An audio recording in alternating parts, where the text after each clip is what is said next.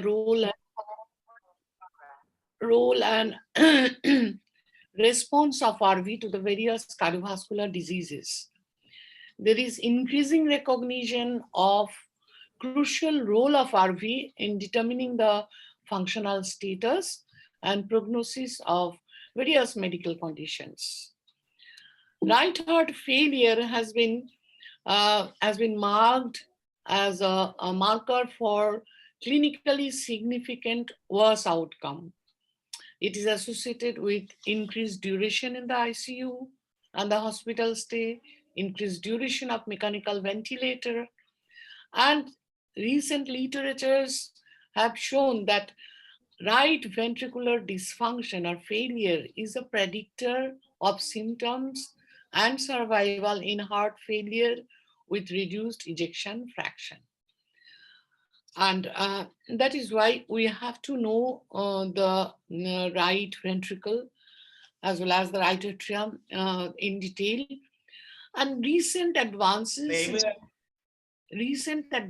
in the field of right heart imaging have enabled us to redefine the anatomy and pathophysiology of this most anteriorly placed unique chamber of the heart. And RV has established, this chamber has established its own identity. Now, what is so unique about RV? Well, its shape. It's a complex crescent-shaped chamber, and it cannot be compared to any geometrical model. More or less, it looks like a bagpipe with its three portions in three different planes. Here is the RV inflow in the tricuspid valve. Here is the RV outflow, you see, in another plane. RV outflow and the RV apex is in another plane. So because of this inherent problem of the RV, where the three portions in three different planes, when we do the two-dimensional echo, we cannot see the entire RV in a single picture. We have to integrate multiple views like parasternal long axis, where we see the RV outflow tract, parasternal short axis. Again, we see the RV outflow tract, apical four chamber, focused view, subcostal view. So we sort of integrate the findings of multiple views to come to the conclusion about the RV morphology and function. Now, RV is morphologically totally distinct, different from left ventricle. It is because of the constant presence of certain anatomical features in RV. First of all, it is uniformly trabeculated. Have you seen this number of trabeculations? And you compare with LV. LV looks very clear, clean shaped. When we look at the RV, it's strongly, heavily trabeculated. And in the RV, there is a moderator band. And it's a trabeculation, which is quite prominent, and that is present only in the RV. And if you look at the tricuspid valve and the mitral valve, you can appreciate that the septal leaflet of the tricuspid valve is a bit apically placed, a bit down. Mitral valve is much up. So apical displacement of the septal leaflet of tricuspid valve is normal to some extent. So these are the anatomical features which are constantly present in the RV and help us to identify the RV from echocardiography. And RV is normally around 2/3 of the LV. No, this is a normal heart. RV is normal in size, good systolic function. Look at the RV. RV is only around 2/3 of the LV. But on the contrary, when RV is dilated, as in this case, RV are dilated, here you see the RV, the apex is formed by the RV. Here the apex was formed by the LV. RV apex was somewhere here. But here, if you see, the LV apex is lying here and RV apex is here. And so the apex is not only shared, it's not at all shared. In fact, the apex is entirely formed by the RV in this case. Next, you see, we can see the RV in apical views. Now, apical view may be like these, or might be like these, where we rotate the probe, or it might be like these. Now, if you look at the RV size, the same RV is looking much bigger here, whereas very small here and here.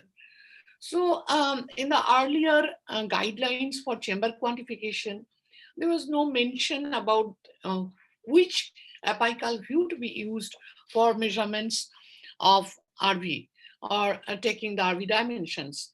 Now, because of this disparity, to eliminate this disparity, now the AEC guideline is that we need to take the measurement in the RV focused view.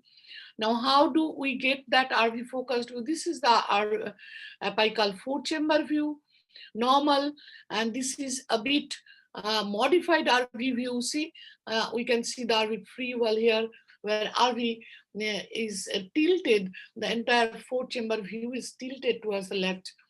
And this one is the view which is called RV focused view. Just concentrate on this view. Here, LV apex is at the center, and LV sort of is sitting over the RV. So this is the view where we need to take the various dimensions of the RV. Now, what are the dimensions to be taken? One is, at the base of the RV, another at the mid level of the RV. Now, all the measurements are taken in diastole. This is from the 4-chamber view. And in the parasternal long axis, we take the measurement, which is the RVOT proximal. And in the parasternal short axis, we again see the RVOT proximal and RVOT distal at the level of the pulmonary valve, just at the level of the pulmonary valve. So this is the chart of the dimensions given by the latest guidelines of AEC. So you can go through that guidelines in the internet, and you will find all the measurements here. So this is the way to take measurements. Now, now let us now measure the thickness of the RV wall. Now see, if you compare the RV wall thickness, it is much thinner than the LV, because RV ejects its blood to the pulmonary circulation, which is having very low pressure. So RV faces less resistance to eject its blood. So less muscle power is needed to eject the blood. So that is why the muscle of the RV is thinner.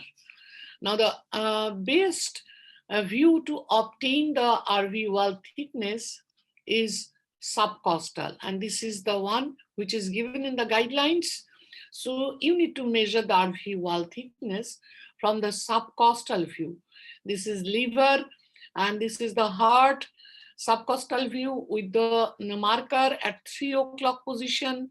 I have kept it in the substernal epigastrium, and this is LA, LV, RA, RV. So RV, look at the tricuspid valve, it's opening and closing. Now where to measure? You need to measure at the level of the tip of opened tricuspid valve anterior leaflet. So anterior and septal both are opening and closing. Now in the opened condition, when the this anterior leaflet touches the RV free wall, that is the level at which you need to measure the RV free wall. You can zoom it, You see, as soon as I have zoomed, it became clear. And then you need to take the measurement from here to here. Now, while taking the measurement, you need to be very careful because we know now that RV is heavily trabeculated. So you should not include the trabeculations while measuring the RV free wall and from the subcostal view. Now, a normal wall thickness is 1 to 5 millimeter. It usually comes to 3 millimeter. So this is much, much less than LV wall thickness. So this is the way to take the measurements of the RV free wall. So first we took the RV dimensions from focused RV apical focused view, parasternal long axis, parasternal short axis, and RV wall thickness is taken from the subcostal view. Now let us go to the assessment of RV systolic function, which is very, very important because as I already told you that reduced RV systolic function is a marker for poor prognosis, especially in presence of reduced ejection fraction. Now, there are multiple measurements from which we assess the RV systolic function, which are not very difficult. At your level, you can easily start doing it, and some of you must be knowing also. So these are tricuspid annular plane systolic excursion, tricuspid lateral annular systolic velocity from tissue Doppler imaging, fractional area change of right ventricle. Then comes RV index of myocardial performance or TI index, 3D echo volume and ejection fraction of RV if you have the 3D facility in your lab, and also longitudinal strain of the RV by two-dimensional spectral tracking echocardiography. So I'll describe one by one. At your level, you must know how to measure at least first three, the parameters for assessment of RV systolic function. Now let us start with tricuspid annular plane systolic excursion. Now, what is that tricuspid annular plane systolic excursion? This is basically, if you look at this four-chamber view, apical four-chamber view, and keep an eye on the tricuspid valve annulus, look, in systole, it moves towards the apex, and in diastole, it moves away from the apex. You see, this is during systole, and in the next, you see, in diastole, it comes down. In systole, it goes up, and in diastole, it goes down. Tricuspid valve is open. So that is the movement of the annulus, not only of the tricuspid, it's of mitral also. The annulus moves towards the apex during systole and moves away from the apex during diastole. So we are utilizing that longitudinal function of RV free wall, RV annulus. So what it is, see, we will get the four-chamber view, and then we will place the cursor along the lateral tricuspid valve annulus and RV free wall. Now, as we do so, it will give a picture like this. So, what we are going to measure? We are going to measure the distance between the lowest point of the annulus in diastole to the highest point of the annulus in systole, because annulus moves towards the apex during systole, so it will move up, and during diastole it will come down. So basically, we will assess this distance of the movement of tricuspid valve annulus from diastole and to systole. So this represents the longitudinal RV function. Now, this is the way to measure. Now, what are the precautions we are going to take? First of all, you need to align the cursor very, very accurately. Then only you will be able to appreciate the movement of the annulus. So cursor has to be parallel to the annulus and the RV free wall along which the annulus moves. And remember that the heart keeps on moving due to cardiac translation. There's the movement of the heart due to respiration. So you need to be very careful as the image is updating. You keep an eye that your cursor, and make sure that cursor is passing through the annulus and the RV free wall.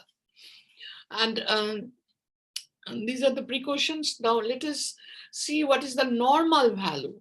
Normal value should be more than or equal to 17 millimeter. I mean, the abnormal threshold is less than 17 millimeter as per the latest AC guideline. So an RV which shows the TAPC value of less than 17 signifies RV systolic dysfunction. Now look at this patient. This is a normal RV, and we are getting TAPC of 25 millimeter, which is quite normal, 25 millimeter. So I measured from the lowest point to the highest point of the annulus, and I got a value of 25, you see here, 2.5 centimeter. So it's 25 millimeter, which is well within normal limits and a very, very good TAPC value. And we can appreciate the RV function as is quite good in this case, where annulus is moving up and down very nicely. But on the contrary, if you look at this patient, this is a patient of Arbi Cardiomyopathy. If you see, look, the moderator band is quite bright, and look at the RV free wall. It's not moving at all. Now look at the tricuspid valve annulus.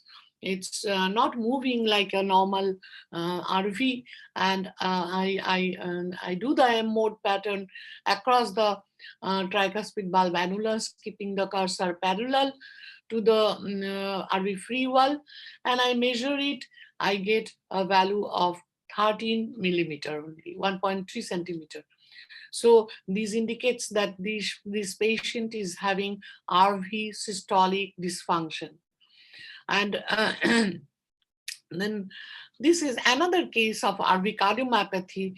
If you see, the RV is dilated, RV is quite dilated, and there are multiple sacules like cavities near the apex, and RV free wall is entire free wall is akinetic. And look at the movement of the annulus, it's hardly moving. And in this patient, I'm getting a TAPC value of 10 millimeter only, that is 1 centimeter. So that indicates this patient is having RV systolic dysfunction. And next to that, so after TAPC, I think TAPC is clear. It's very easy to do M mode across the tricuspid lateral annulus. Next, a similar type of assessment, that is the assessment of RV longitudinal function, is the using tissue Doppler imaging. We try to get the lateral annular systolic velocity from tissue Doppler imaging. By this time, you have learned tissue Doppler imaging. I have explained it when I talked about the diastolic function assessment. So I'm not going to explain. What we do, I get the apical 4-chamber view. I switch on the tissue Doppler imaging, and then I get the cursor and place the sample volume in the RV apex, RV lateral annulus of the tricuspid valve, and then I get the pulse wave Doppler. Now, as I do the pulse wave Doppler, see, I have reduced the sector, placed the sample volume at the lateral annulus, and got the velocities. And as I already explained, the annulus moves towards the apex during systole. So the wave above the baseline will be systolic wave, and below the baseline is diastolic wave. What we are going to do now, we are going to measure the systolic velocity, not the diastolic. Systolic, this is the big spectrum, which is the main systolic wave. So we will measure here. The measurement is done at the highest velocity, peak velocity. So this is the way we do. And what are the precautions we need to take? Precautions like you have to align the cursor again, just like TAPSY, align the cursor properly, the basal segment and lateral annulus, avoid overgaining. If there is overgaining, there will be an error in estimating the velocity. It will be too much whitish, so you don't know where is the peak velocity. So keep the gain at the lower side when you measure the tissue Doppler imaging velocity. Again, there is chance of error due to cardiac translation because heart keeps on moving with respiration. So you need to be careful. You need to keep an eye that your cursor and the sample volume should be at the lateral annulus. Now let us see what is the normal value. So say normal value should be more than 9.5 centimeter per second. So this is the threshold. If the patient has a tissue Doppler imaging derived lateral annular systolic velocity less than 9.5 centimeter, we say that this patient is having RV systolic dysfunction. So this a normal patient, let us see how much systolic velocity is. This is the baseline. Above the baseline are the systolic velocities. The gain of this is a bit on the lower side. So you might find little problem, but you can see the systolic flow velocities quite clearly. So how much I got? I got 12.9 centimeter per second. So this is the velocity, so it will be centimeter per second. It is not a distance. We are measuring the velocity of the tricuspid annular movement. So it is coming to 12.9 centimeter per second, indicating that this patient is having good RV systolic function. On the other hand, if you look at this patient, this is a patient who had the inferior wall MI. This is the apical two-chamber view. This is anterior wall and this is inferior wall. Look at the inferior wall. It's scarred. And along with that, the patient had hypotension. And we found that he also had the RV infarction. And look at the RV. Here you can't see the properly. So I got the modified RV view where I could see the entire RV free wall very nicely, and RV free wall was scarred and thinned out. So you see now what is happening?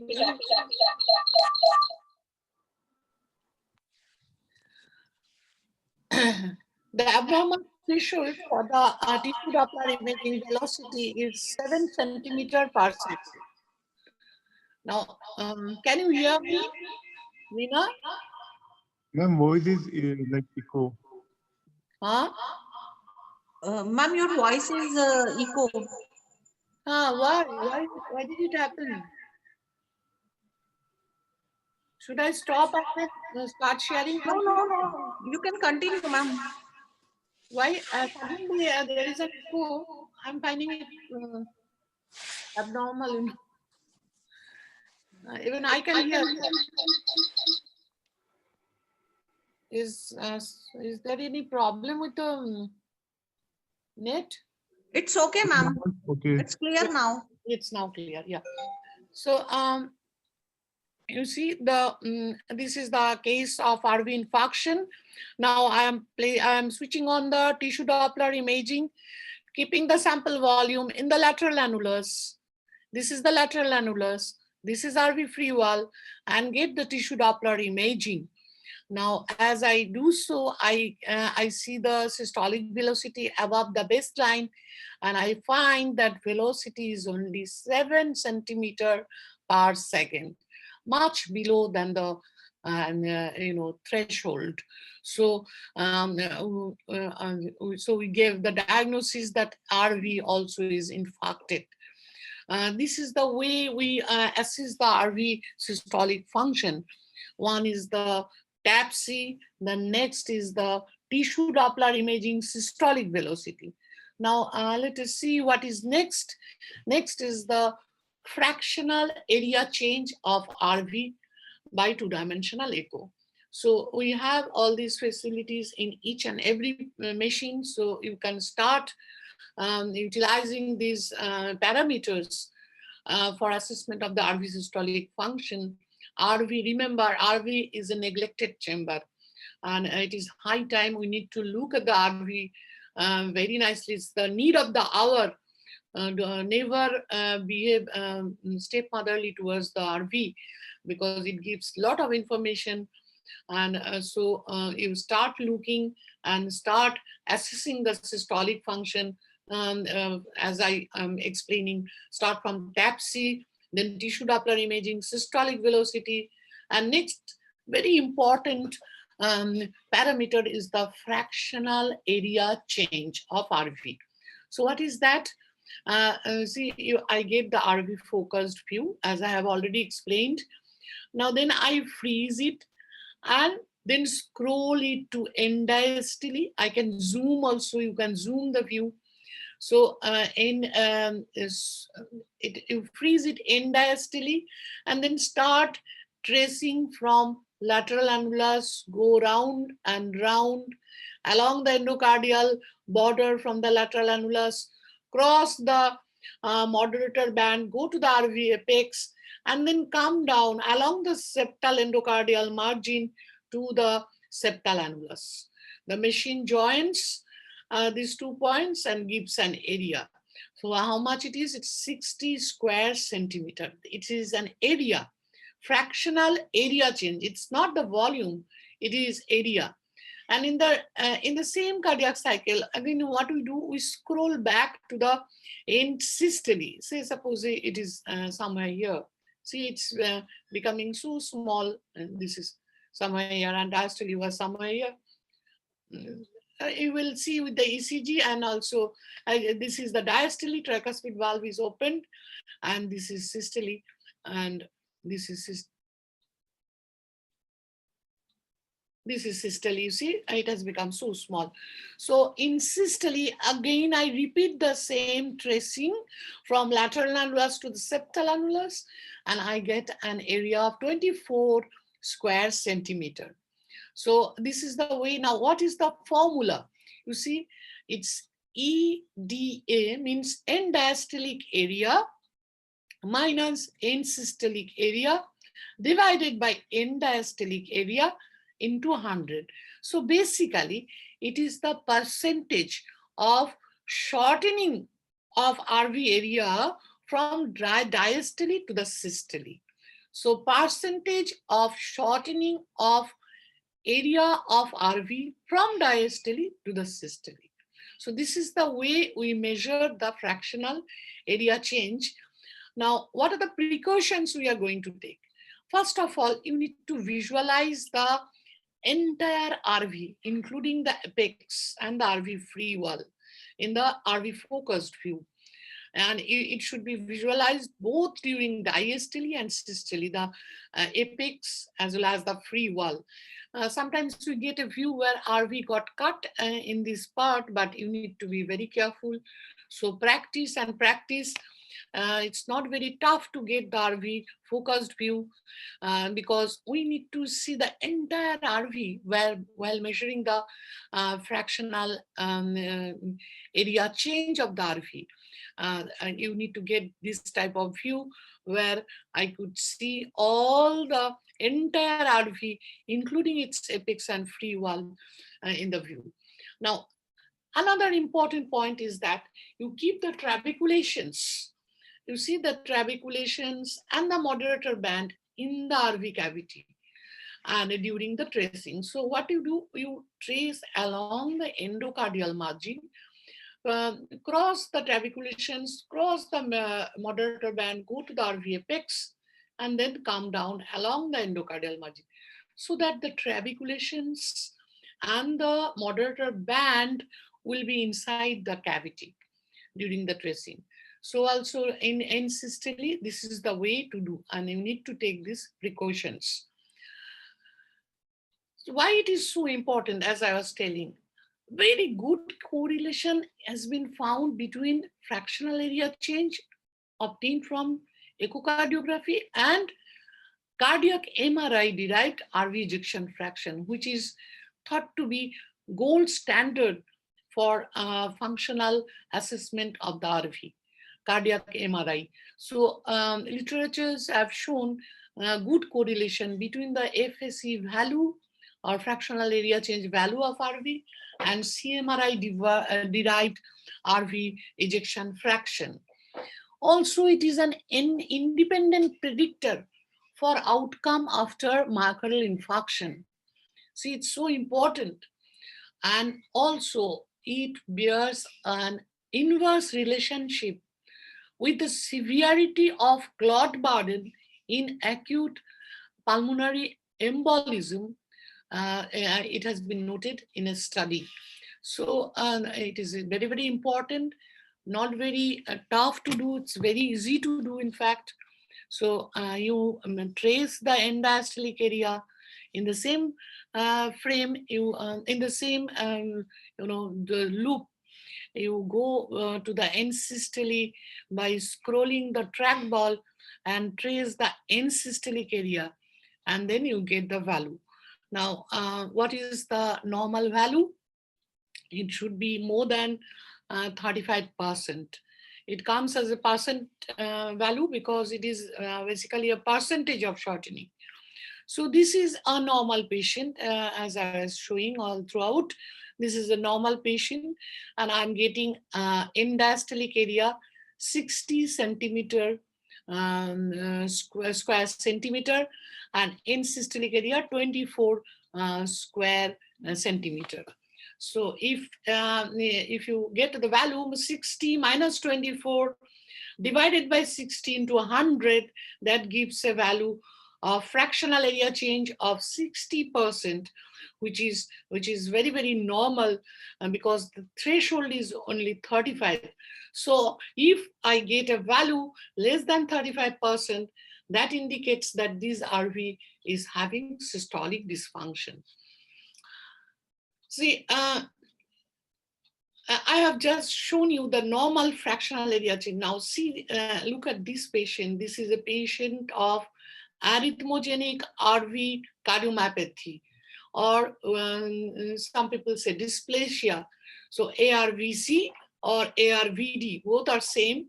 So if you look at the RV free wall is scarred, and there are multiple aneurysms. See, multiple aneurysms. This is a major finding. Just a second, give me a second. Thank you.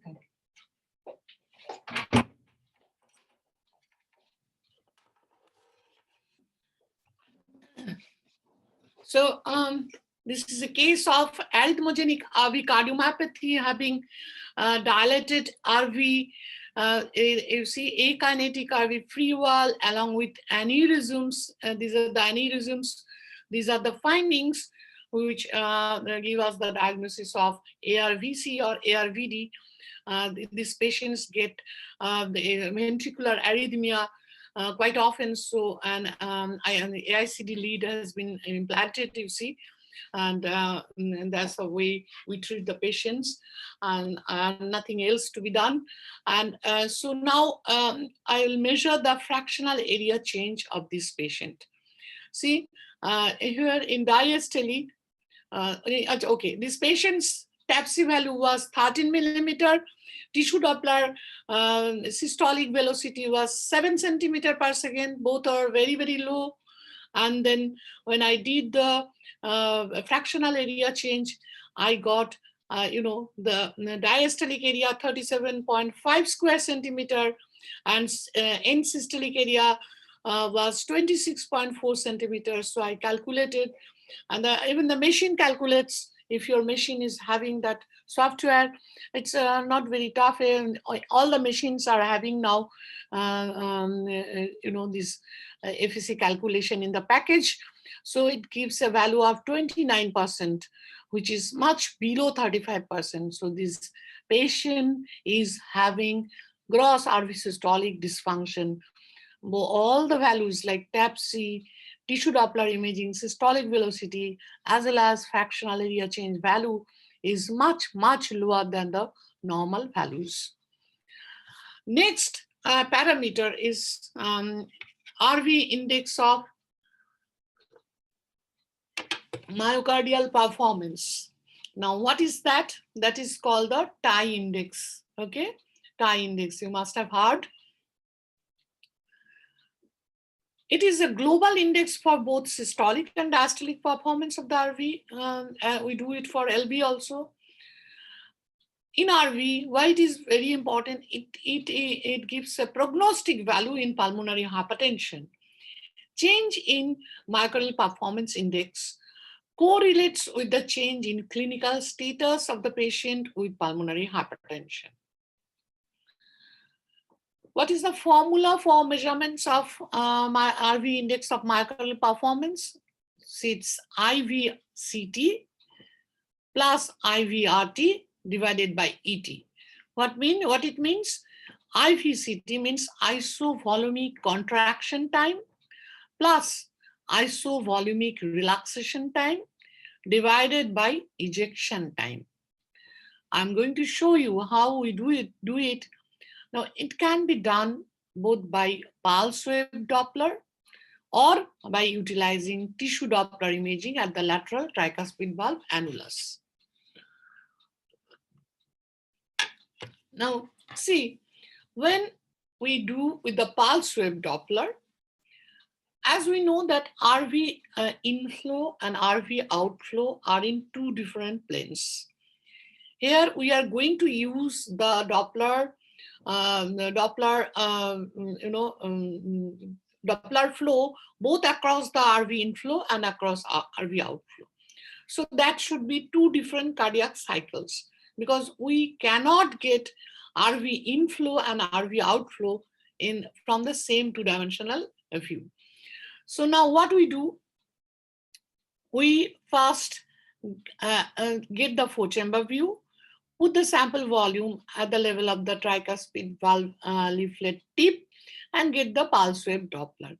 So what we get EA, again EA, just like mitral valve.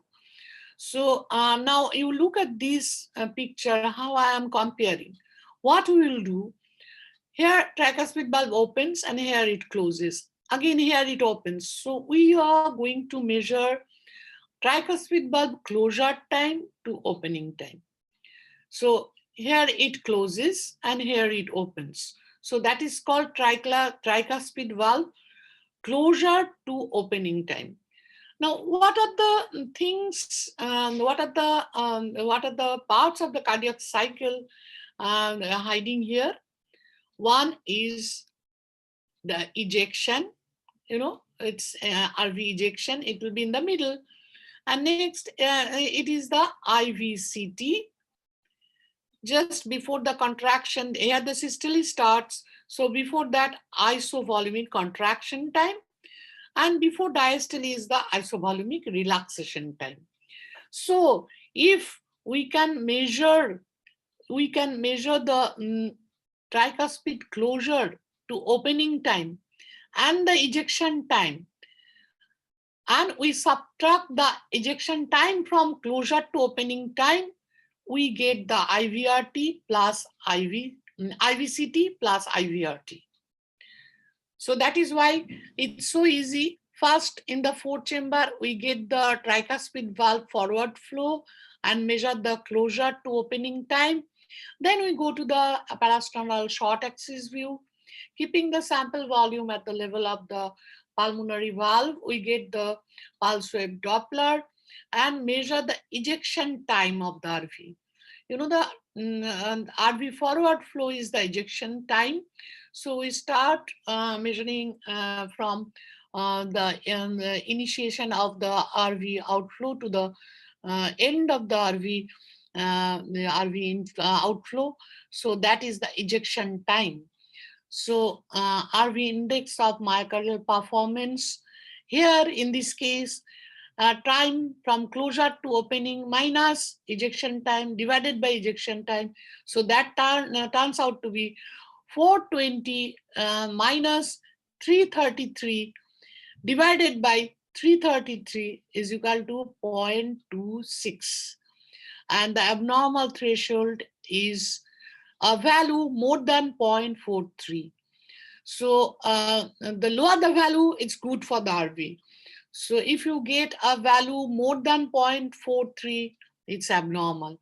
So lower values here, it is a good RV. So it's showing a good tie index. Only one precaution you need to take is that we are measuring the tricuspid closure to opening time in one cardiac cycle. And in another cardiac cycle, we are measuring the ejection time. So if in the meantime, the patient becomes tachycardic, the value will be erroneous. So the beats we should have a similar, the patient should have similar heart rate with similar PR interval. So this is the way we do, we measure the tie index or RV index of myocardial performance by pulse wave Doppler.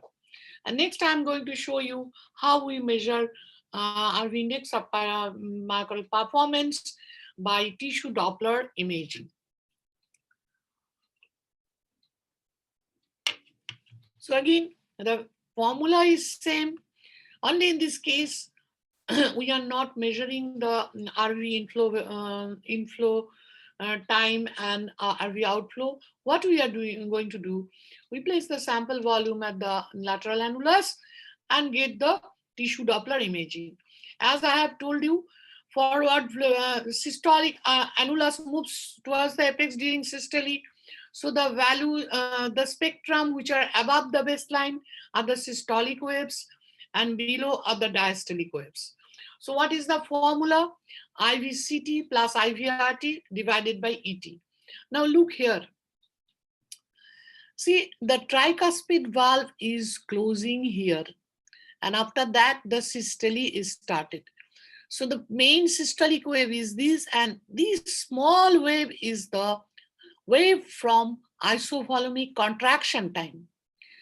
And this small wave is from the isovolumic relaxation time, and here the tricuspid valve opens after the isovolumic relaxation time.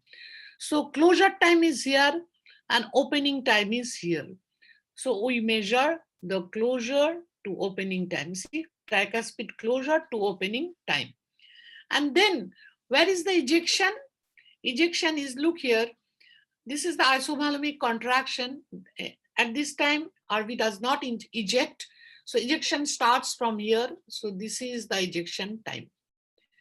So that will exclude the isovolumic contraction and isovolumic relaxation. So we measure the ejection time and then we apply in this formula, tricuspid closure to opening time minus ejection time divided by ejection time, and we get a value. Here it is 0.37, an abnormal threshold. In this case, when we do by tissue Doppler imaging, the value is different. The studies have shown the different reference values. So according to the AAC guidelines, abnormal threshold, when you measure by the tissue Doppler imaging for tie index is 0.54, whereas you must remember that when we do it by pulse wave Doppler, it's 0.43, whereas if we use the tissue Doppler imaging, it's 0.54. So this is the way to do, and this is the closure to opening time, and then you measure. Next measurement of the RV is by 3D volume. At your level, you may not be having that machine, or you may not be doing it, but you should learn. See, here the benefit is that we can get by 3D the entire RV in our picture. So what we do, we take multi-bit 3D data set from the RV focused view, and then endocardial surface of the RV is identified in sacs and 4-chamber and coronal view in end systole and end diastole. The generated 3D model of RV gives you whole lot of values, like you see the end diastolic volume, end systolic volume, ejection fraction of RV, which is not possible to get from the two-dimensional echo because we cannot see the RV inflow and outflow in same view. So that is why, and the entire RV is not seen. RV is very, very complex shaped. So ejection fraction is not possible to get from 2D. It is only possible with the 3D echo. And also we can get stroke volume. Now these are the values from 3D, RV end diastolic volume, end systolic volume, all are given. And the ejection fraction less than 45% is an abnormal threshold. It's the abnormal threshold. So a normal ejection should be more than or equal to 45%. Now the advantage is that we don't need to assume geometric shape of the RV. We are measuring it by three-dimensional echo. So inflow, outflow, apex, all are taken into account. But the limitation is there because it depends on the image quality. 3D, any 3D echo depends on the 2D image quality. So you need a very good quality image. You need the specific software in your machine. If your machine doesn't have the software, you cannot do it. And the reference values are not yet to be established. So, if you have a package in your machine, you can always do it. Not very tough to do. And last parameter for RV systolic function assessment is by two-dimensional specular tracking echocardiography. What we do, this has gained its importance nowadays. In the RV focused view, to the longitudinal specular tracking of the RV free wall is done, and average of the 3 segments are taken. It's a specular tracking echocardiography, and abnormal threshold is less than minus 20%. So normally it is usually minus 23, 24%. So if you get a value less than minus 20, we assume that RV systolic dysfunction is there. So after learning the RV dimensions, measurements, RV systolic function, now let us move to the right heart hemodynamics.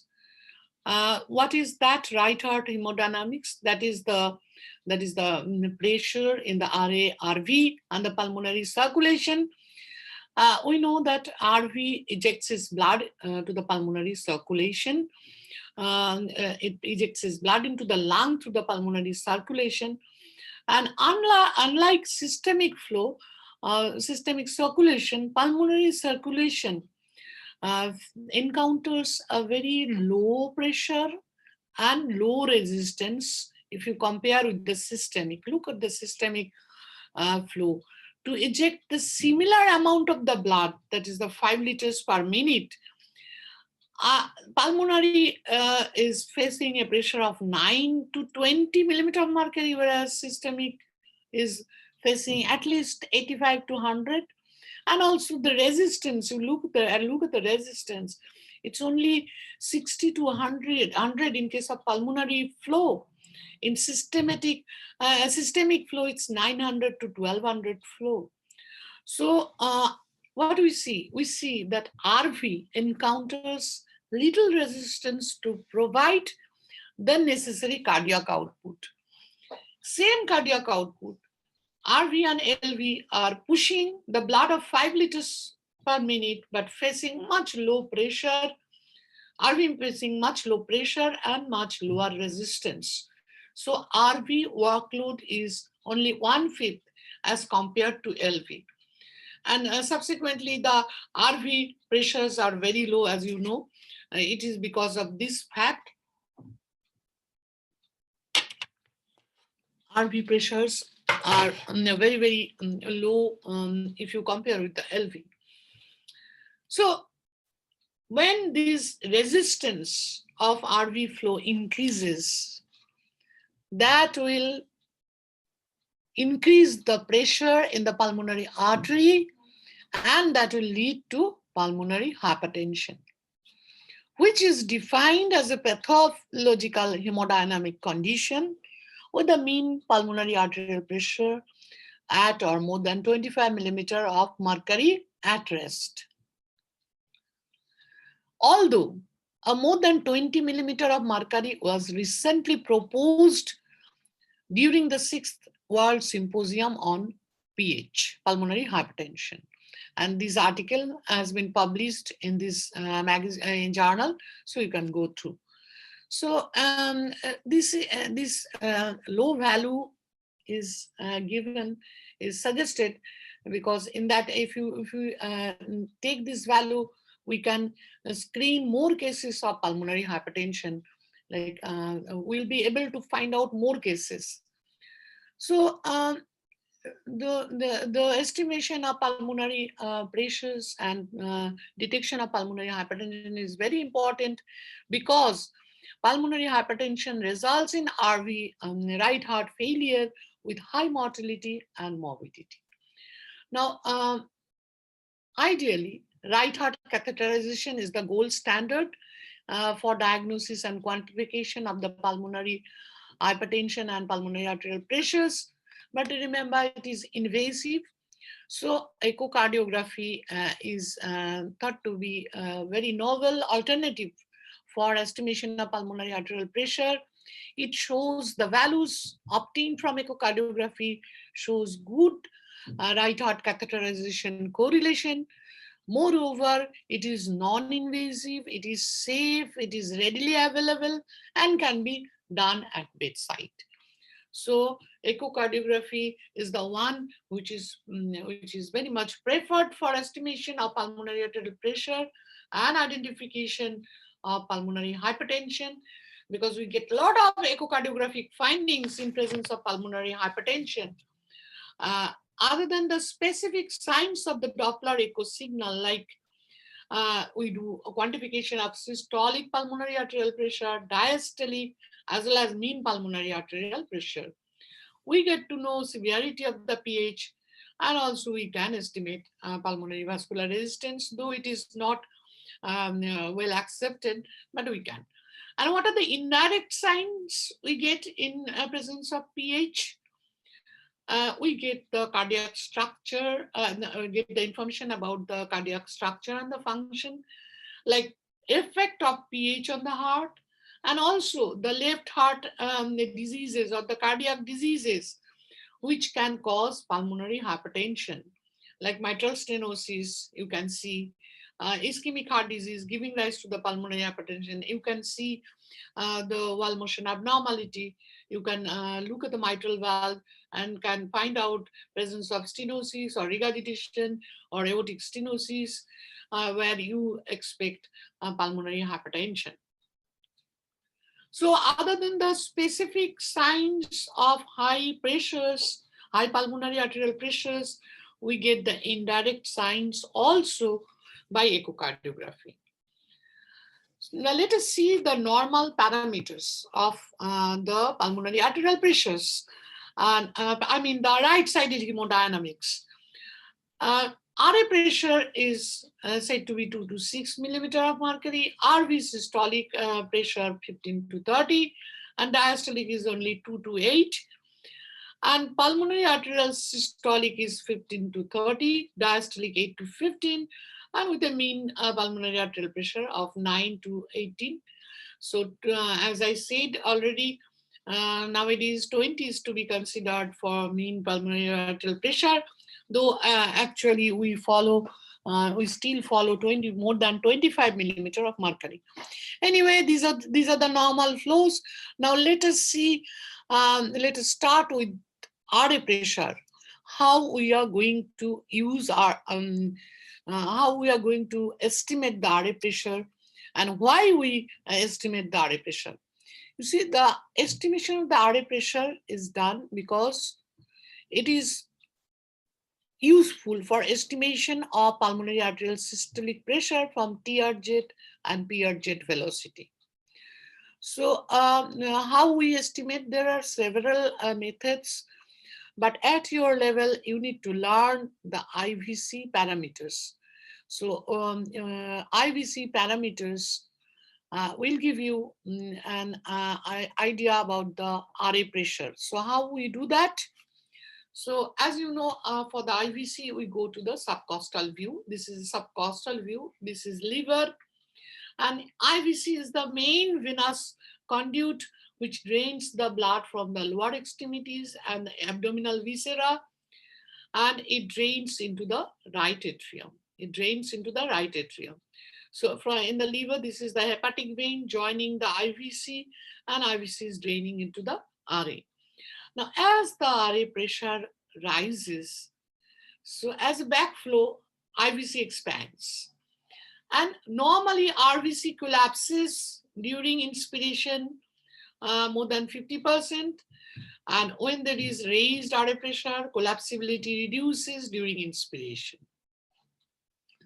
So subcostal window is the ideal view, but in post-operative patient, when there is a drainage pipe in the subcostal area, you may use alternative window along the rib margin. But as per the guidelines, the value should be given from the subcostal window.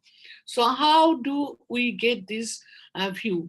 So this is the subcostal view to start with, where we keep the marker at 3 o'clock position and keeping the probe in the below the xiphisternum, just below the xiphisternum, and we direct towards the heart. See, patient is lying supine, transducer is below the xiphisternum, marker at 3 o'clock position, and ultrasound beam is facing towards the patient's chin. As you do so, you get a view like this, where this is the liver and this is a heart, where this is LA, RA, LV, RV. Now, where is the Ivc? You can't see Ivc in this view.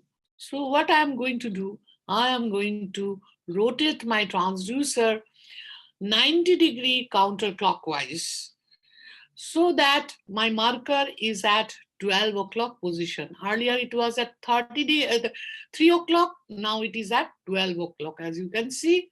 And it's at the marker is facing the patient's chin. As I do so and slightly tilt the probe towards the right, I see the Ivc opening up and it's merging into the RA. See, again and again I am telling Ivc merging into RA. Why that is important? Why is it so important? Because you see, when we do the subcostal view and try to look at the Ivc, here, this is the area where Ivc runs parallel to the abdominal aorta in the below the xiphisternum. So this is the area where Ivc and the abdominal aorta are running parallel to each other, and they have almost same diameter and same appearance, and that is why it's difficult to distinguish them in the subcostal view. How we are going to distinguish? See, now see. This is the Ivc. So one moment I am getting the Ivc because I know the hepatic vein is joining, and most importantly, this is the the vessel which is draining into the RA. That is why it is very important. And in the next moment, I am getting, see, I am getting the abdominal aorta. Here is the abdominal aorta, see. But if you look at this vessel, this is not draining into RA. The caliber is same. They have the almost same diameter and same appearance. The only difference is that this vessel was draining into the RA, whereas this vessel is not draining into RA. So IVC merging into RA confirms that I am looking at the IVC, not in the aorta. This is aorta, this is IVC, aorta, and again see IVC. So it is so important to demonstrate that IVC merging into RA. Because in the postoperative period, you may see IVC may remain collapsed, where patient needs fluid, but you are looking at the aorta and telling it, no, the IVC is full, don't give fluid. So be careful about that. And so where patient needs the fluid, but you are telling, no, IVC is full, don't give much fluid. So the patient will deteriorate further. So that is why it is equally, it's not only important to demonstrate the IVC, it's equally important to demonstrate that IVC merging into RA, because that is the only finding which confirms that you are looking at the IVC, you are not looking at the aorta. Now, what are the measurements we take? See here again, IVC draining into RA. So and the view should be like this. The hepatic vein is joining and IVC is draining into RA. We measure two things. One is the size and another is the collapsibility. Size, we need to measure 1 to 2 centimeter distal from the RA junction. IVC RA junction, from the IVC RA junction at a distance of 1 to 2 centimeter, just distal to the joining of the hepatic vein, and the collapsibility also. Now, a very, very easy way to measure the size as well as the collapsibility in the same view is to take the help of M mode. You know, see, this is the IVC.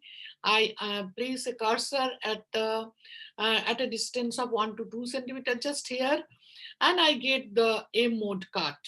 Now, in the M mode, what will happen? The IVC, both during expiration and inspiration, will be shown in the entire image. You will be able to appreciate several times during the inspiration and expiration. So what we do, we measure the maximum dimension of the IVC during expiration, and we know during inspiration it collapses. So we measure the minimum dimension during inspiration, and so here it is 14.3 millimeter during expiration, and during inspiration it's only 6.5 millimeter. So that means it is the collapsibility is normal. Now, one important thing about the collapsibility is that you need to always ask the patient to sniff before you comment on the inspiratory collapse. And then only you measure and compare the extreme diameters. So you always ask the patient to sniff forced inhalation, that is the forced inhalation.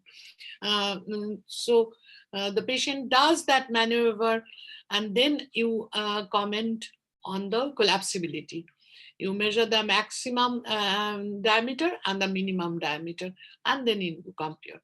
In this particular patient, size is normal, collapsibility also is normal. It's more than 50% collapsibility during inspiration. So this is the chart given from the AEC for chamber quantification and estimation of the RA pressure from IVC. Look at the normal value. Normally it should be less than 2.1 centimeter. Collapse with SNP should be more than 50%. Then the RA pressure is said to be 3. And we say high when the diameter is more than 2.1 centimeter. Collapsibility with SNP is less than 50%. And here RA pressure is said to be 15 millimeter of mercury. If your value is in between these two extremes, like the diameter is more than 2.1 centimeter, collapsibility is still more than 50%, we add 8. Or in some cases, we may get the diameter less than 2.1 centimeter, but collapsibility is less than 50%. There also we add 8 millimeter of mercury. Now let us see this case. This is a normal IVC. As I said, RA pressure is 3 millimeter of mercury. The diameter is 14 millimeter. Collapsibility is around 75%. So it's normal. IVC RA pressure is, I will take the RA pressure as 3 millimeter of mercury, the lowest possible value. On the contrary, if you look at these patients, look at the IVC, I ask the patient to sniff, and then I take the M mode and I measure the extreme diameters. During expiration, I'm getting 19 millimeter, and during inspiration, I'm getting 12 millimeter. So though the size is normal, but the collapsibility is less than 50%. So it falls in the intermediate group, and RA pressure will be taken as 8 millimeter of mercury. So the intermediate group. And another group, as I said, it's, you look at the IVC. Look at the IVC diameter. It's 23 millimeter here, and it is around 23 millimeter in its maximum diameter, and minimum diameter is 15 millimeter. So if you see the, it's not only the size which is increased, but also the collapsibility is decreased. It's less than 50%. So here in this case, RA pressure is considered to be 15 millimeter of mercury. We may sometimes get some patients where you see here you look, the IVC is like, straight pipe. There is no collapsibility even with the sniff. So here you can think that RA pressure is very, very high. It's around 20 millimeter of mercury. So these are the cases of various sizes and collapsibility of the IVC. Now let us see what are the limitations of the IVC parameters. See, sometimes in normal young athletes, you may get a bit dilated IVC, and the patients in the mechanical ventilator, we don't see the collapsibility during inspiration. The opposite thing happens. So it's better not to comment on the collapsibility when the patient is in mechanical ventilator. Or if there is a narrowing of the IVC-RA junction, the RA pressure, proper RA pressure will not be reflected in the IVC. So these are the limitations. And next to IVC is the hepatic vein. As I have already explained to you, this is the hepatic vein joining the IVC. This blue flow, because the flow is coming from above downwards to join the IVC, so it's blue in color. Normally, you see the systolic wave is more than the diastolic wave. Then we think it is normal RA pressure. But in this case, the systolic wave is less than the diastolic wave. So that indicates the elevated right atrial pressure. At your level, you may find it difficult, but then if you follow the IVC properly, it is sufficient to give you the idea about the RA pressure. Then next, we'll estimate the pulmonary arterial systolic pressure using the TR jet velocity. So for that, what we do, we go to the apical 4-chamber and try to get the tricuspid regurgitation. See, when the patient has the pulmonary hypertension, usually there is a tear. And we know around 80 to 90% normal population has some tear. So it's not very difficult to get the TR jet velocity. So this is the way we use what we do before we estimate the velocity gradient, velocity and the gradient of the TR. We focus and optimize the 2D image first. Then we add color, and then we get the cursor. We assure that cursor is absolutely parallel to the tear jet, and then we go for the CW. If necessary, a little bit of atypical view also may improve the alignment, as in this case. See here, the tear jet velocity was not very parallel, so I tilted a bit the 4-chamber view. Now you see the how we are using the tear jet to estimate the pulmonary arterial systolic pressure. See, what we know that RV systolic pressure is same as the pulmonary arterial systolic pressure, provided there is no RVOT obstruction because of pulmonary stenosis or infundibular stenosis, whatever it is. So RV systolic pressure will reflect the pulmonary arterial systolic pressure. Now, when there is a tear jet is a systolic flow. So it's coming from the RV to RA. So if we get the tear jet pressure gradient, that is the pressure difference between the RV and RA, because it's taking place during systole. RV is, there is a backflow of the tricuspid to the tricuspid valve during systole. That is the tricuspid regurgitation. So during systole, at a difference of pressure of RA and RV, TR is taking place. So if we can measure the velocity and the gradient, this is the gradient at which the TR is taking place. So if TR jet gradient is the pressure difference between RV and RA, so with TR jet gradient, if we add the RA pressure, we get the RV systolic pressure. Is it clear? So we know how to calculate the RA pressure from the IVC. I have already spoken to you. Now we will see the TR jet gradient, how much it is. It's 51 millimeter of mercury. So 51 millimeter of mercury plus RA pressure. If the RA pressure is, say, suppose it's normal, then we will add 3. If it is abnormal, according to the size and the collapsibility, we'll add 10, 8 or 15. So that will be the RV systolic pressure, and that will reflect the pulmonary arterial systolic pressure. This is the way we utilize the tricuspid regurgitation for estimation of pulmonary arterial systolic pressure. Now, what are the pitfalls? There are many pitfalls in using the TR signal. First of all, you may get very poor signal. You may get malaligned jet. As I said, malalignment is common. Now, here you see this signal is very good. This is not so good, yet I can see, but here I can't see anything. So this is a very poor signal. Now, while doing the CW Doppler across the tricuspid valve regurgitation, often you will see a sharp line at the beginning.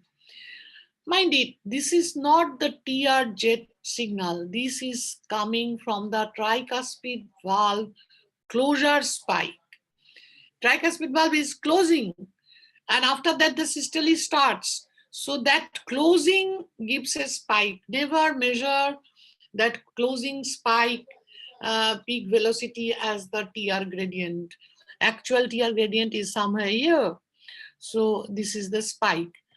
Another, you see, if you look at this picture, you see this is one signal and this is another signal. Now, if you place your cursor point here and estimate the velocity and the gradient, this will be overestimation. Actual velocity is here, peak velocity. So you overlook the you take the peak of the dense signal. Don't take this on this type of lines you get after the proper signal. It's because of the gain setting. So overlook that. Never measure here. You need to measure at the dense. So always take the chin, not the beard. So measure up to the chin, not the beard. Remember it, and then you will overestimate it. So the correct signal is this one, and correct measurement is this. And one more thing you must remember, that if there is RV systolic dysfunction, this tear jet velocity will not reflect the proper RV systolic pressure, because TR is taking place during systole when the RV contracts. If RV's contraction is less, the velocity will be less. So it's not reliable to estimate the RV systolic pressure in presence of RV systolic dysfunction. Now, so what are the solutions of this problem? One is that you need to use multiple views. When you can't see and align in a particular view, say 4 chamber, so you use multiple views, like you go one space up, or use the subcostal view, or even you can use off-axis view, means in between long axis and 4 chamber. So that way you try to get the tear jet and make the cursor aligned to the tear jet. And when there is a respiratory variation, as we know that tear jet lowers with inspiration, so obtain the tear jet velocity with held expiration. Ask the patient to exhale, and then you ask the patient to hold the breath, and then you see the tear jet and measure the velocity. And if there is very poor tear signal, you can use IV agitated saline, which enhances the visibility of tear jet. Now, and after tear jet, I will go to the pulmonary regurgitation, estimation of the pulmonary arterial pressure using the pulmonary regurgitation jet. Now, this is the parasternal short axis view, where pulmonary artery is dividing into RPA and LPA. This is the aorta. Parasternal short axis view at the level of the great vessels. You must have learned by this time. And then I put the color flow. As you can see, the color is coming and it's going into the right pulmonary artery as well as left pulmonary artery. At this level, there is pulmonary valve, and that small bit of red flow is the pulmonary regurgitation. Normally, it's present in many patients, around 80 to 85% cases, you will see. And this particular PA jet is utilized for estimation of pulmonary arterial pressure. Now, how? You see, so what we do, we make the flow parallel to the cursor. Here is the pier, and make the flow parallel to the cursor and get the continuous wave Doppler. As you know, pulmonary forward flow is below the baseline and regurgitation is above the baseline, just like aortic regurgitation. So pulmonary forward flow is this, and regurgitation is above the baseline. So the PR takes place during diastole, just like aortic regurgitation. What we are going to measure now, we are going to measure diastolic pulmonary arterial pressure. What we do, this is the beginning of the diastole and this is the end of the diastole. So for diastolic pulmonary arterial pressure, we measure the end diastole PR gradient or the velocity. So how much it is? It is 17.8 millimeter of mercury. So from modified Bernoulli equation, the machine has given. And with that, again, we add the RA pressure, which we have estimated from the Ivc parameter. So 17.8 plus, if the RA pressure is 3, that will be around 20.8 is the diastolic pressure, which is around close to normal, a bit, no, it is increased. Normal is 8 to 15 millimeter of mercury. So even if the RA pressure is normal, then also RA diastolic pressure is, in this case, is raised. So this is the way to measure the diastolic pressure, diastolic pulmonary arterial pressure. There's the end diastole. We measure the velocity or the gradient, and then with that we add the RA pressure. Next, we are going to measure the mean pulmonary arterial pressure from the PRJ. Using the same signal, this time, instead of measuring the end diastolic gradient, we are measuring peak diastolic gradient, that is at the beginning. So peak diastolic PR velocity gradient is how much? 30.4. 30.39 is considered to be 30.4 plus RA pressure. This is the formula. Mean pulmonary arterial pressure is equal to 4 V square. V means the PRZ velocity, peak velocity plus RA pressure. So if the RA pressure is normal, even then 30.4 plus 3 millimeter of mercury means 33.4 is the mean pulmonary arterial pressure of this patient, which is quite high because normal mean pulmonary arterial pressure is 9 to 18 millimeter of mercury. So these are very, very easy, not very tough. Too many values I am telling at a time, so that might confuse you. But if you go separately, say earlier I was using TRZ, now I am using PRZ. From TRZ, we estimated pulmonary arterial systolic pressure. And from PRZ, we are measuring pulmonary arterial diastolic pressure and pulmonary arterial mean pressure. Diastolic pressure is end diastolic plus RA pressure gradient, and mean pulmonary arterial pressure is the peak gradient plus RA pressure. This is the only difference. The common pitfalls are poor signal, poor alignment. If there is severe tear, there will be equalization of pressure because of rapid deceleration slope, very unreliable inconstrictive pericarditis, and also a chance of over or underestimation if your calculation of RA pressure from the Ivc parameter is wrong. So again, the tricks are same, use multiple views to obtain the PR signal, and agitated saline can improve the signal. Another important parameter of pulmonary forward flow for getting an idea about the pulmonary arterial pressure is the acceleration time, RVOT acceleration time. Now, what do you mean by acceleration time? See, I'm putting the cursor here and getting the signal of the pulmonary forward flow.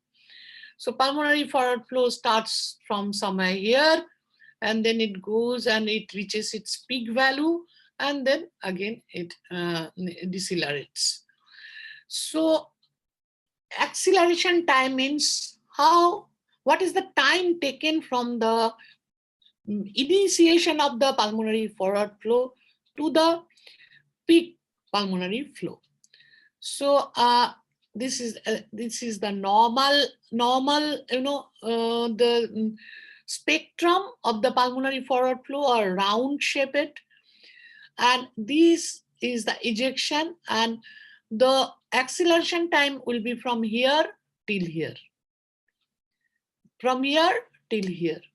So a normal ejection time is not sharp, it's roundish. Looking at the shape of the forward flow, we can comment that no, this patient will have a normal pulmonary arterial pressure, or this patient will have a high pressure. So I'm not estimating right now. I'll estimate, but now I am looking at the shape. It's a qualitative comment I'm making. So this is that. And if you look at a patient who is having the pulmonary hypertension, look at the shape. It changes from roundish to, steep rise, and then deceleration. Steep rise, then deceleration indicates moderate pulmonary hypertension. And steep rise along with the mid-systolic notch at the downslope is an indicator of severe pulmonary hypertension. Here you see there is a quick rise, so it goes in favor of this moderate range. But if you look here, you see it in this deceleration phase, there is a notch at the mid-systole. Here also there is a notch. Here also there is a notch. This I have outlined it, and here also there is a notch. So looking at the shape, you can comment.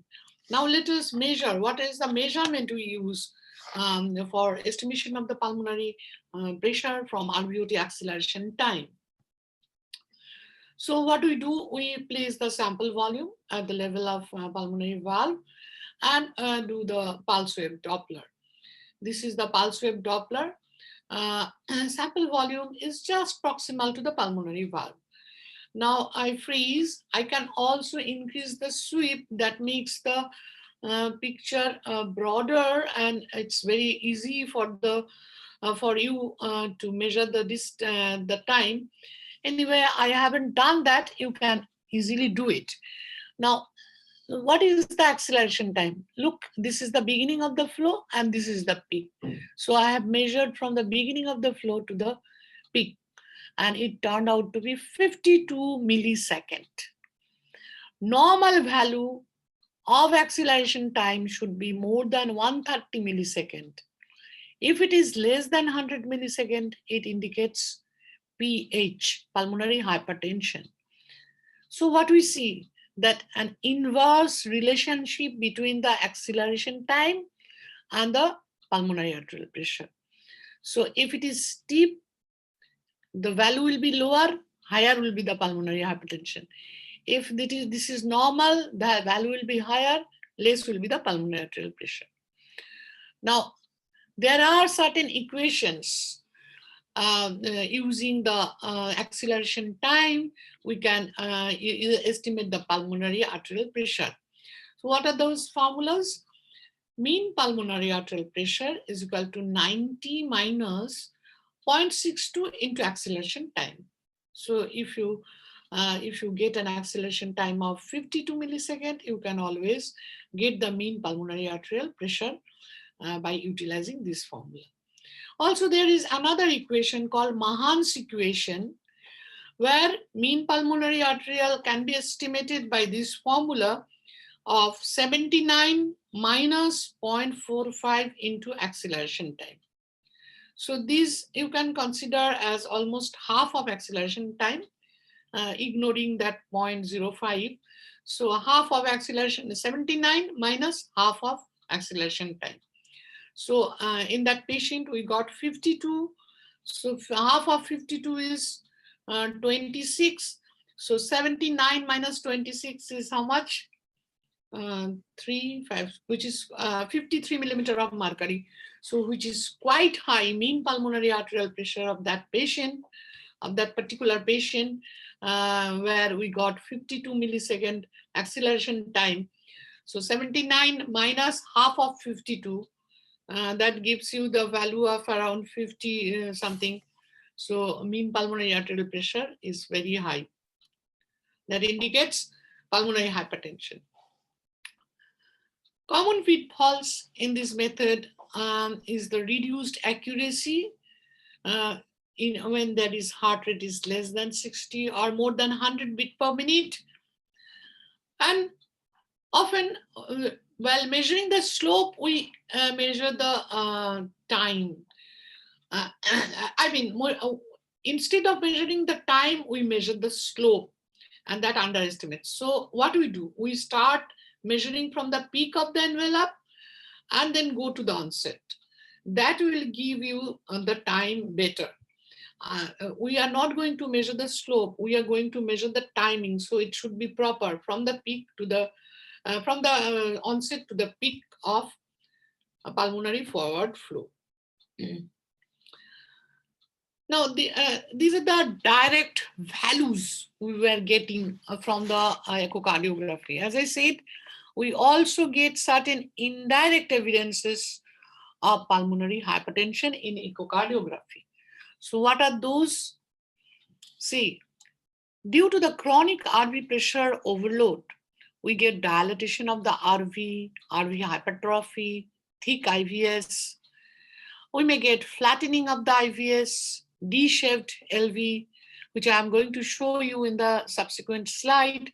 Now, first you see what are the changes which can take place in chronic pulmonary hypertension, RV systolic dysfunction, which I have already discussed, dilatation of the RA, bulging of the IAS towards the left, dilatation of SVC, IVC, hepatic vein, all due to back pressure.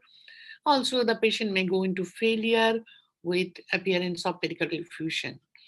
Along with that, we will get the finding of secondary causes of pulmonary hypertension like LV dysfunction, mitral stenosis, mitral regurgitation, aortic stenosis, or various congenital heart disease like VSD or ASD, etc., where the patient may develop pulmonary hypertension. So you may get to see those, the primary causes of the pulmonary hypertension.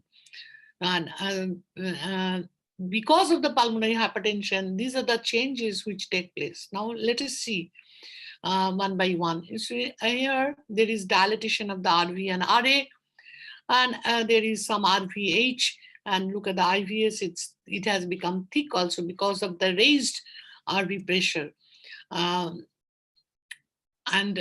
Also, you look at the septum, as I said, septal bulging towards LV occurs in RV enlargement. Because of the chronic hypertension, the RV is enlarged and it has pushed the IVS towards the left. Normally what happens, you see, in this picture, this is the normal patient, normal sized RV, good RV systolic function, no pH. So RV pressure is low, RV wall is thin. So RV is more compliant than LV. So that makes the IVS, this IVS bulging towards the RV. See, the septum is bulging towards the RV with its, the concavity towards the LV and convexity towards the RV. And this is the picture we get. LV is here and septum bulges towards the RV. On the contrary, in a case of the pulmonary hypertension, where there is RV enlargement, there is first of all flattening of the IVS. IVS is no more bulging towards the RV, rather it is bulging towards the LV, and that way it makes the LV D-shaped. See, this is the D shape. You can appreciate the shape of the LV. You see, this is the D-shaped LV. It is because of the chronically increased pulmonary hypertension has resulted in enlargement of the RV, and IVS is pushed towards the LV, and which makes the LV D-shaped. Another finding I was talking to you is the bulging of the IS towards the left in pH. If you look at this patient, this is a normal patient. We know normally the LA pressure is more than the RA pressure. So because of that, the IVS always bulges towards the RA. See, IVS, the LA pressure is pushing the IS to bulge towards the RA. But in case of pulmonary hypertension and raised RA pressure, look, this is the way the septum bulges, interarterial septum bulges towards the LA. Now, because the RA pressure is more than the LA pressure, so raised LA pressure is bulging the IS towards the LA. And and then next, we are coming towards the end of the lecture. You see, right atrium. Right atrium measurement is another which we need to learn. There are certain characteristics of RA. See, RA in apical fourth chamber. This is the RA in apical fourth chamber. It doesn't have an orthogonal view, because when we measured the LA volume, you must remember, I told you that we measure the LA volume in biplane. That is first in the fourth chamber, then in its orthogonal view, there is the two chamber view. But unluckily, RA doesn't have such orthogonal view. If we rotate the probe, the RA is no more in the picture. So RA doesn't have an orthogonal view. RA size, so biplane calculation cannot be done for measurements of the RA size and volume. And RA size appears to be gender dependent. It depends on the gender also. Now, what are the measurements we take? One is the linear measurement at the major axis and minor axis, and another is the volume measurement. Let us first see the linear measurement. So for that, we again go to the apical fourth chamber. We freeze, scroll to end systolic frame. End systolic means LV systole. So during LV systole, the RA is in diastole. So that is the maximum size of the RA. We will measure during that time. So what we'll do, we will scroll to end systolic frame, and then we will take the measurement of major axis is a distance between the center of tricuspid valve interannular line. This is the lateral annulus, septal annulus. If you draw an imaginary line, take the center of that, and then go to the center of the superior wall of RA, which should be parallel to the IAS. So that is the major axis dimension. And minor axis dimension is the distance between the lateral wall of RA to the IAS at the mid-atrial level, perpendicular to the major axis. And since RA size is gender dependent, as I have already told, so always index the value to the body surface area. You see the AAC guidelines, as per the AAC guidelines, RA minor axis dimension is taken always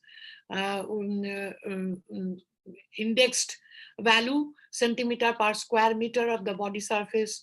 This is the minor axis dimension, and this is the major axis dimension given for women and men. So only if you index the value, the gender dependency disappears. So this is the way RA is to be measured. Next comes the RA volume. What we do, we go to the apical fourth chamber, freeze, scroll to end systolic frame, trace the RA from the lateral tricuspid annulus to the septal annulus, and then machine closes it. We take this area and then measure the RA length with a straight line from midpoint of the interannular line to the midpoint of the superior wall of the right atrium. And then we get an area into length, so get a value of volume, and then we index it to the body surface area. For women, it is 21 plus minus 6, and men it is 25 plus minus 6. Again, this, even if you index the value in female is less than men, the reason for which is not fully understood. The literatures have shown this. So it is a single plane measurement. We assume that RA is symmetrical in shape, and so there is always a chance of underestimation if we compare with the 3D. So 3D is the ideal echocardiography to measure the RA volume, because here we don't assume any geometric shape, and it is always more accurate. But a limitation is that we need a very good quality image.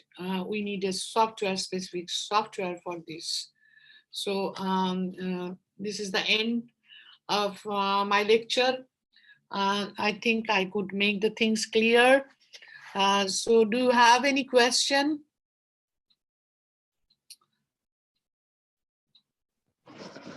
Ma'am, what is the normal pulmonary artery pressure means? What is the mild, moderate, and severe pulmonary artery hypertension range, ma'am? Yeah, range, it's not given in the AC guidelines. That is why I didn't mention. Normally at AC up to you see, up to 40 we consider it as mild, and then up to 50 moderate, and above 50 we say severe. But then it's better not to mention. It is not in the guidelines, so that is why I didn't mention. Just write down estimated pulmonary arterial pressure. So the moment you write the value, you know the normal value. Okay. Yes, ma'am. Have you seen in the guidelines, AC guidelines, the chart? I haven't found it. It's not there in the guidelines. Mild, moderate, severe. Okay. Yes, ma'am. It is generally trivial TR is normally present, but Yes. most of the echo reports they calculate the pulmonary artery pressure. So is it necessary to write there? See, if you give more information, it's no harm. So even though TR jet is trivial, that trivial TR may show a very high pulmonary arterial systolic pressure. So TR jet is not, intensity of the TR jet is not surrogate for pulmonary severity of pulmonary hypertension. Some cases we get a trivial TR, but when we estimate the jet gradient, we found that it's very high. So that is why if there is any hidden cause of pulmonary hypertension, it's better to mention. Why not? Okay, ma'am. Okay. Any other question? Ma'am. Yeah. Hi. I wanted to ask how can we assess the RA pressures or IVC in intubated patients? Intubated. Ventilated. Yeah. It's as I said, it's difficult. First of all, the inspiratory collapse is not there. It is the expiratory collapse, right? Yes, ma'am. Yeah, and you can comment on the size looking at the IVC, but it is very difficult to get the subcostal view in some of the patients with ventilator. Yes, You must have realized. That is why I was telling. If you do the transesophageal echocardiography, there you can see the IVC, and you take the diameter there. But again, that collapsibility is a problem. You cannot comment on the inspiratory collapse in an intubated patient. Yes, ma'am. And ma'am, another question is, Hmm. suppose if the RV systolic function is poor, then can we assess the severity of PH, like if it is mild, moderate? No, as I said, you cannot mention, you just write down RV systolic dysfunction is there. You write down the TR jet gradient. So the moment the cardiologist or whoever intensivist reads the report will understand that in presence of RV systolic dysfunction, the TR jet gradient is high. So you mentioned that pulmonary hypertension present. Don't estimate the pulmonary arterial pressure in those cases. Okay, ma'am. Okay. Huh. Yes, thank you. Just write the IVC size and collapsibility. Write down the TRZ gradient. You will understand what the patient is having pulmonary hypertension, and you always should look at the PRZ for estimation of mean pulmonary arterial pressure, also the diastolic pressure. So Okay. mention everything, but don't estimate, don't write any value that estimated PA pressure is this much. Okay, ma'am. Thank you. Mhm. Ma'am, Anything else? you have told about the inferior vena cava and aorta. Don't confuse about the Yes. both. But ma'am, the collapsibility always present in inferior vena cava. Aorta is not so much collapse. So we can differentiate Yes. Yes. with the Yes. If you collapsibility. can estimate that, see, at rest, often, the patients, if there is a poor compatibility of the patient, the chest doesn't move properly. So many patients you will see, you cannot appreciate the collapsibility. You ask the patient to sniff, then only you will appreciate. So when you are doing it from the subcostal view, patient is not sniffing, you may not see the collapsibility in all the patients. If you see, it's all right. Yes, ma'am. Okay. Huh. Ma'am, So, I have a patient with pulmonary embolism. The patient with thrombolyzed with dirty place, but the TRZ is same even after 4 days. But the symptoms were subside in the patient. and So TRZ gradient? it was initially, ma'am, 68. Then in third day it was around 54, I think. So, So it's ma'am, high. so how And many days? systolic dysfunction is there? RV systolic dysfunction? Yes, ma'am. Obviously, ma'am, RV free wall was not contractile. Okay, so in initially. presence of RV systolic dysfunction, you are getting TRZ gradient of 50. So 54. PA pressure 54. PA pressure is still very high. See, often with thrombolysis, the flow is open partially. I think the thrombi are there in the pulmonary circulation, and it takes time if it is a large thrombus. Even we got recently one case. Interventionist has done the interventional radiologist has done the thrombolysis, but even after that, the PA pressure is still high. Thrombus is there, but they could restore some flow in the right pulmonary artery. That case was post-COVID. Post-COVID, a patient did not take any precaution for the high D-dimer. Nothing was done. After 2 months, patient came with shortness of breath. We found a very big thrombus in the pulmonary artery. I can show you if you want to see. Should I show? Yes, ma'am. Okay, I'll show it. I think I have that clip.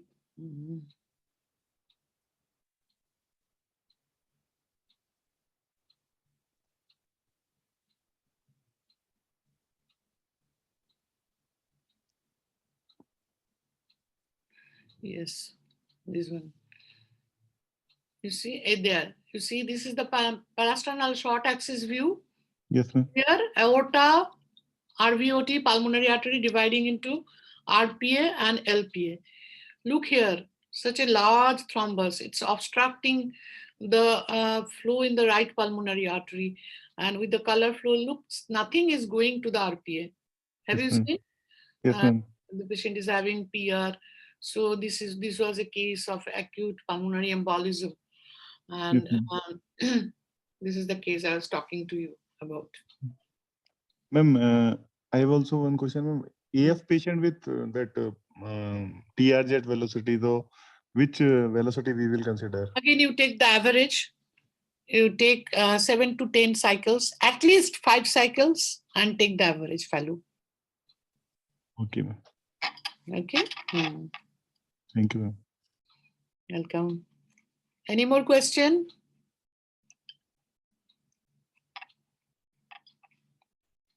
Did you find it difficult? No, ma'am. Okay, so I explained everything stepwise. So if you start doing, I don't think you should find any difficulty. Maybe tie index is a bit difficult, too many calculations. But if you at least can learn the three things: TAPSE, tissue Doppler velocity, and fractional area change. These three things are very, very useful in day-to-day estimation of RV systolic function. Most of the people do these three. And 3D strain, these are done only in few labs, as you know. So these are the three things we do regularly.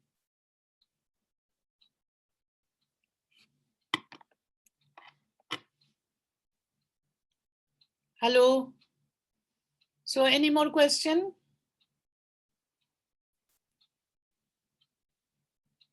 Rina? Yeah, yes, ma'am. I don't think they have any other questions. So right now we can wind up, ma'am. Okay. Thanks for your cooperation and support. Okay. Only Okay, if right, you have a ma'am. sound problem in between for a few seconds. No, no, ma'am. It's maybe it's a technical error. Otherwise, session will be comfortable. Yes. Okay. Okay. Okay. Thanks Okay. everybody. Thank you, ma'am. Yeah. Thank you.